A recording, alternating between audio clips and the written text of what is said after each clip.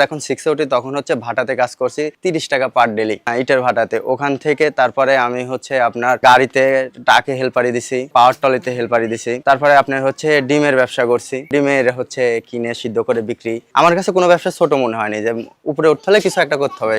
আমার এক বন্ধু বললো যে এগুলা করা বাদ দিয়ে তুই যেহেতু কিছু ইভেন্ট বা ডেকোরেটর বিষয় একটু ভালো বুঝিস বা সবকিছু বিষয় জ্ঞান দিস আমাদের, তাহলে তুই এটা করতে পারিস। তো আমার আরেক বন্ধু আবার বলে তোমার বাসায় তো গরু টরু পালন করে চাচারা, তাহলে তুমি গরুর খামার দিতে পারো। আমি তখন হচ্ছে ভাবলাম যে কোনটা করা যায় আগে। তো এখন বাসায় যেয়ে বললাম, বাসা থেকে মদ দেয় না, আর মদ না দেওয়ার কারণে আমি অলরেডি 2 দিন না খাইছিলাম। পরে আমার মা হচ্ছে একটা গরু ছিল, ওটা আমাকে দিছিল, যে শখ ছিল একটা গাড়ি কিনবো, মোটরসাইকেল। তো ওই উপলক্ষে যে পাইলে তুই মোটরসাইকেলটা কিন, তা তখন হচ্ছে 65,000 টাকাতে বিক্রি করি গরুটা। তো সেখান থেকে আমি হচ্ছে একটা দোকান দিয়ে মোটামুটি 1 মাসের মতো আমাকে বাজারের আশেপাশে দোকানদার আমাকে পাগলও বলছে যে এই মানলে এসে কি ব্যবসা করবে। আর আমার বয়সটা অনেক ছোট, এই আস্তে আস্তে ছোটখাটো ভাড়া মারতে মারতে আমার লাইফে মনে পড়ে